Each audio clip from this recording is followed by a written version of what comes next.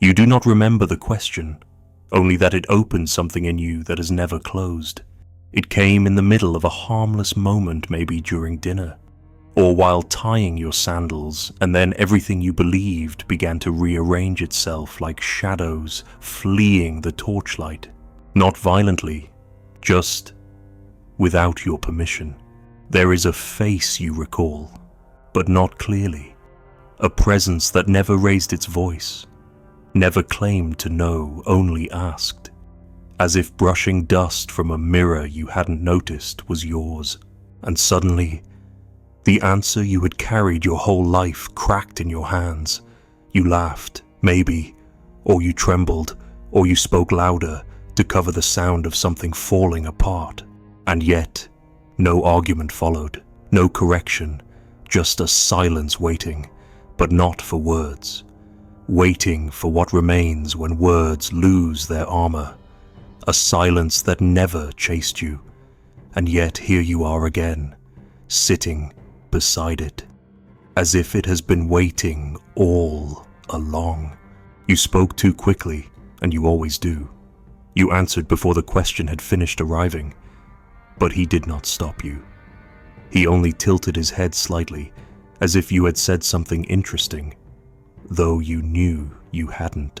That was the first sign, not contradiction, not resistance, just that unbearable pause like a hand reaching into your soul, not to steal, but to expose what you had hidden even from yourself. You said you believed in justice. Of course you did. Everyone says that. But when he asked what justice was, you found yourself fumbling like a man searching his pockets for a coin he's never owned. And still, he didn't correct you. He let you speak.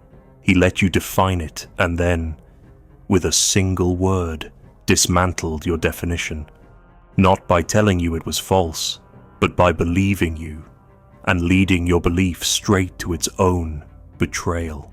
You didn't know it was possible to be made a fool so gently. You didn't know a man could murder your certainty without raising a finger. He asked again, softly. And is justice always the advantage of the stronger? You said no too quickly again. And he waited. And you began to see the corners of your own mind folding in on themselves. Not because he was right, but because you were defending something you no longer believed. This was his method. Not a sword, but a mirror. Not truth, but friction. You called it dialogue, but it was dissection. You walked in with your thoughts dressed like warriors and left with them naked, gasping for coherence. He never told you what to think. That would have been too easy. He asked, and then waited for the answer to consume itself. You could have left, of course. You could have laughed and called him a fool, as many did. But something in you, the quiet part, the unwelcome part, stayed behind, because you saw it the ghost of your belief, dying before your eyes. Not from argument, but from exposure. You had been repeating the words of dead men, embalming them in your mouth, and now they melted like wax before a flame you didn't light. He didn't argue because argument is a trap. It presumes a position worth defending, but he had no position, only questions, and that made him dangerous because you could not strike what would not stand still. You came prepared for war, but he offered no enemy. You came seeking a teacher, but he claimed ignorance. You came looking for a hero, but found a wound that never healed. And still, you spoke. Still, you tried to impress him. You quoted books. You invoked the gods. You painted your ideals in shining colors. And every time, he nodded and asked again, as if stripping you was not enough, as if you had to do it yourself, piece by piece, until you could no longer recognize the statue you had sculpted in your own mind. It was not cruelty, it was not kindness. It was something older, something like the sea eroding stone, indifferent, patient, relentless. You thought understanding was a temple, and he showed you it was a labyrinth, You thought the truth could be possessed, and he showed you it could only possess you. You thought knowledge was a crown, and he made you kneel before your own confusion. You remember the moment you tried to turn it on him. You asked him what justice was, and he smiled, not mockingly, not proudly, but like someone remembering the taste of something lost. "I do not know," he said, and you believed him and hated him for it, because your ignorance was shameful, but his was radiant. Yours was weakness. His was strength, refusing to pretend. He became a question in your mind that would not die. He became a door you could not shut, because now, every answer you give yourself trembles before the echo of his silence. You cannot say this is good or that is true without hearing his voice, not contradicting, not laughing, just asking, "And what do you mean by that?" You told yourself you were free, that you had your own thoughts, that you had reason, but now you wonder how many of your beliefs are borrowed, how many of your convictions are inherited wounds, disguised as principles, how much of your soul was constructed for applause, and how little for truth. For he never shouted, he never threatened, he only asked, and still, they poisoned him. Why? Because there is nothing more unbearable than being asked who you are when you have no answer.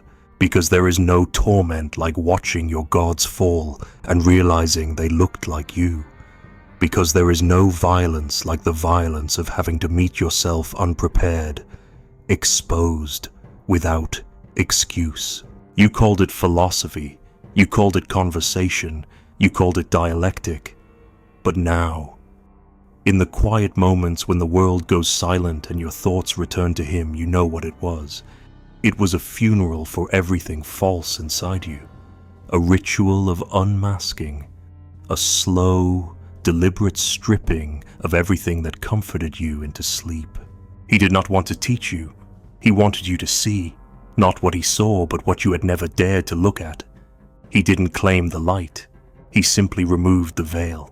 And now, you live with that unbearable clarity that you know nothing, not as a phrase, not as humility, but as a truth so deep it bleeds. You hear his voice in the courtroom of your mind, not accusing, not defending, just asking. And that is what haunts you. Not that he spoke, but that he listened.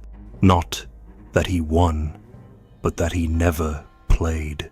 Not that he had answers, but that he loved the question more than certainty. And now, so do you, even as it ruins you, even as it rewrites you. He never argued because truth needs no defense. It only needs light. And that is what you fear, not death, not error, but illumination. You fear being seen, not by others, but by the question that watches from within, the one you've silenced all your life, the one that looks like a mirror but speaks like a flame.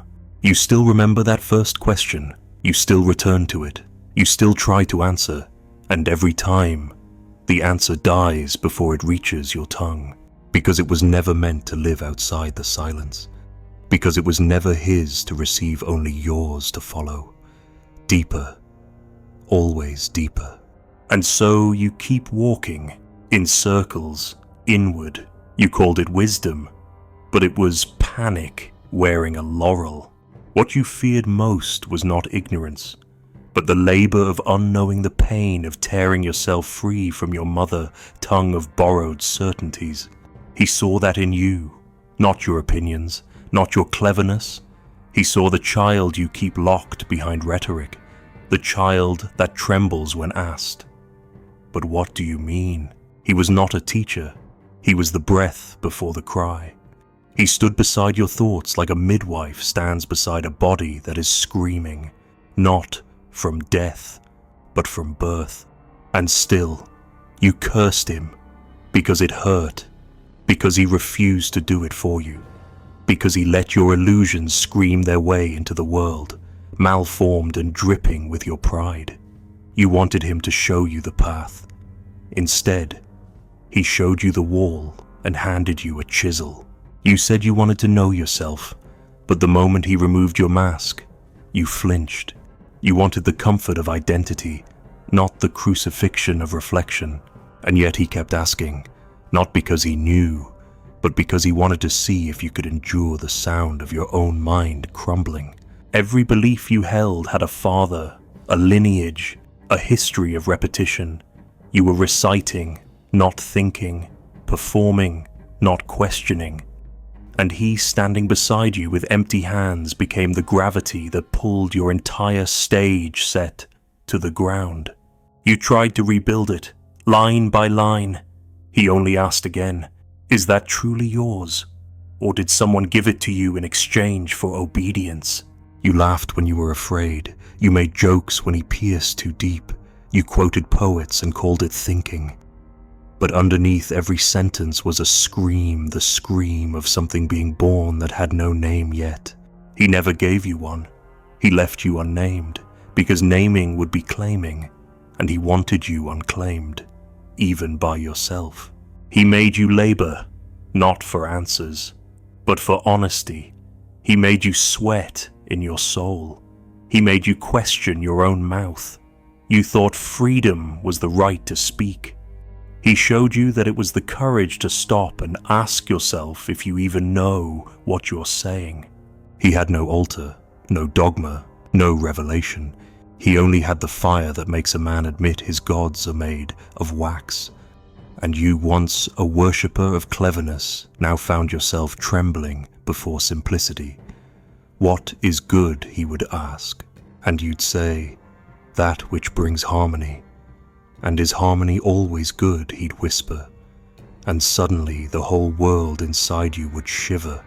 You began to see the difference between words and insight, between echo and truth, between the applause of agreement and the solitude of integrity. You had built a temple of mirrors, but he gave you a window, and through that window you saw yourself, not as an idea, but as a trembling thing struggling to be born. He never scolded, he never praised. His silence was the blade that made your soul bleed honesty, even when you wanted to run. Something in you stayed, that traitor part of you that longed for ruin, that hungered for a truth that could not be faked. Because you were tired. You were tired of pretending to know, tired of arranging words like soldiers, tired of pretending your mask could breathe. He saw that, and he stood beside your trembling, asking no more than what was already clawing at your throat. Why do you believe that? And then you broke. Not all at once, not dramatically, but like ice melting silently, persistently, without glory.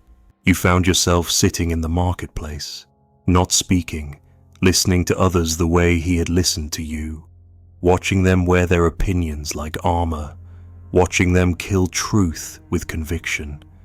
And you no longer envied them. You pitied them, because now you had tasted the ache of not knowing, and you preferred that ache to their certainty. He never gave you a system, only cracks, only fault lines, only the strange peace of admitting that the foundation was never solid. He did not build, he unearthed, and in what he unearthed, you found something terrifying, a self that might never arrive, but must always be pursued. You remember the day you stopped asking questions to impress, the day you stopped arguing to win, the day you asked, "What am I?" and didn't rush to answer. That was the day the midwife vanished. Not because you no longer needed him, but because he had led you to the door. And now, the door was inside you. You began to live differently. Not better, not nobler, just differently. You listened more. You waited more. You stopped finishing people's sentences in your head. You began to see the cracks in language, the holes in certainty, the way belief trembles when touched too softly. You stopped trying to be right. You began trying to be real. People thought you had grown wise, but you had only grown empty, empty enough to hear, empty enough to receive the silence he once handed you like a cup. And now, you drink from that silence every day. You let it spill through you. You let it burn. They call it Socratic method. You know better. It was not a method. It was a mirror held too long, a kindness too severe, a love too ruthless to lie. You watch others speak with confidence now. You do not mock them. You simply wonder how much they had to silence inside themselves to sound so certain. You remember your own voice when it was loud. You remember how hollow it felt afterward. You no longer run from the question. You no longer flee the unanswerable. You let it haunt you. You let it follow you into sleep. Because you understand now it is not there to torment. It is there to keep you from becoming false again. He never tried to change the world, only you. And not even change, just undo. Just unmake. Just unsay. And that is why they hated him. Because he made no claim. Because he sold no truth. Because he walked into the temples of certainty and asked the kind of questions that left gods bleeding. And because he did it without anger, without pride, without even the pleasure of destruction. He did it because he had to, because it was in him like breath. You did not become a philosopher, you became a question, and you will remain a question. And in that, you are finally free. You no longer seek disciples. You seek mirrors. You seek others who are willing to bleed with you, to doubt with you, to be undone beside you. You have no doctrine, only a wound that glows. He taught you nothing. He removed what was not yours. And now, you are left with what cannot be stolen, cannot be quoted, cannot be sold. And still, it asks, and still, you answer not with words, but with the shape of your life. You waited for the answer, but none came, only silence. And in that silence, you felt more seen than in all the applause you once begged for. It was not empty. It breathed. It looked back at you. It had weight, and it asked something of you, not with voice or gesture, but with presence like a mountain watching a man lie to himself. You tried again. Is virtue teachable? And he smiled, but did not answer. You offered examples, analogies, stories from the poets, and he nodded. Always that nod, never affirmation, never rejection. Only the kind of attention that made your thoughts squirm. You weren't being corrected, you were being witnessed, and somehow, that was worse, because when a man contradicts you, you can argue. When he agrees, you can rest. But when he listens without flinching, you are left alone with the weight of your own words, and they start to feel like stones. You lift one and it crumbles. You lift another and it slips through your fingers. Soon you are kneeling, not from reverence, but from exhaustion. You are drowning in the flood you summoned. You begin to speak more slowly, not out of caution, out of fear. Not fear of him, but fear of what your next sentence might reveal. You realize now it was never about the answer. It was always about the threshold, the edge where your voice begins to betray the self you pretend to be. He knew that edge. He lived there. This is why they called him dangerous. He did not corrupt the youth. He simply allowed them to hear the trembling in their own confidence. He gave them the silence that could not be explained away, the silence that pulled their thoughts out of orbit and forced them to fall not into error, but into themselves. You saw it happen. You saw Glaucon try to outwit him and end up staring at the floor. You saw Menno twist in circles, insisting he knew what virtue was, only to realize he had never even asked the question honestly. You saw men you once envied leave his presence quieter, humbler, uncertain, and you wanted that. Not because it was noble, because it was real. You stopped asking him questions, not because you had no more, but because you realized he would never answer them the way you craved. You began asking them to yourself, and that is when everything changed. Your thoughts no longer sought approval. They sought precision, not beauty, not victory, but the clarity that comes from being cornered by your own logic. There is a kind of silence that breaks you, not with violence, but with stillness. A silence that waits until your breath stumbles, until your tongue confesses without knowing it has spoken. This was his domain. He lived where words collapsed. He lived where understanding began with ruin. You remember sitting under the olive tree after he was sentenced. You remember the way the city exhaled, as if relieved. No more questions, no more unraveling, no more boys abandoning their father's teachings for the unbearable taste of thinking. The poison was already being brewed, but you knew the real poison had been taken long before. The moment he asked, "What is the good?"